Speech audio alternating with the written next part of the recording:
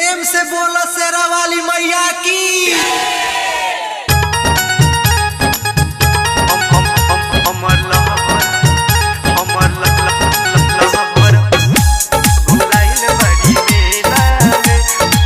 अटूट music project music by Harinder.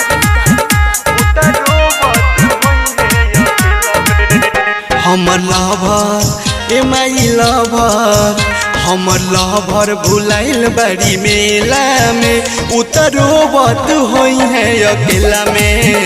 हमर lover भुलाइल बड़ी मेला में, उतरोबत होई है अकेला में। साथ छूटल बाबुन का से माई लपुअन के झमेला में।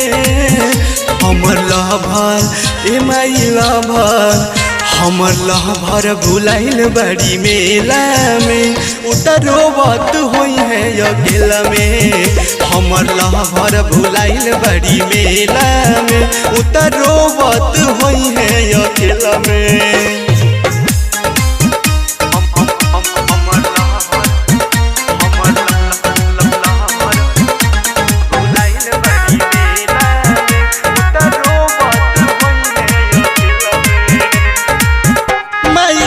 राते रनिया हो भूखल बाड़ी, 7 दिनवा में बहुते हो सुखल बाड़ी। न जाने कहवा वो रुकल बाड़ी ए माई, न जाने कहवा वो रुकल बाड़ी। माई नहराते रनिया हो भूखल बाड़ी, 7 दिनवा में बहुते हो सुखल बाड़ी। न जाने कहवा वो रुकल बाड़ी ए माई, न जाने कहवा वो रुकल बाड़ी। जय माता दी लिखले उ बहारी अपना दहिना हथेला में। हमर लवर ए माई लवर, हमर लवर भुलाइल बड़ी मेला में, उतरोबत होई है अकेला में। हमर लवर भुलाइल बड़ी मेला में, उतरोबत होई है अकेला में।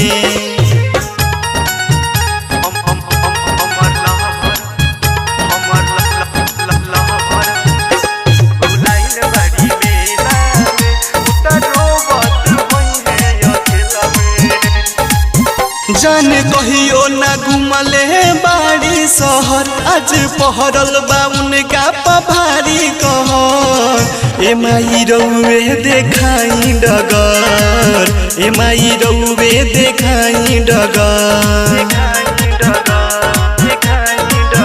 जाने कहियो ना घुमले बाड़ी शहर, आज पहरल बा उनका पभारी कहर। ए माई रउवे देखाई डगर, ए माई रउवे देखाई डगर।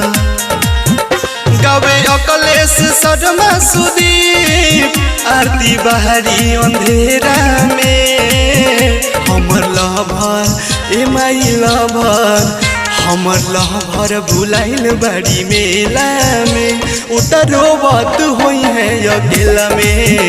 हमर लवर भुलाइल बड़ी मेला में, उतरोबत होई है अकेला में।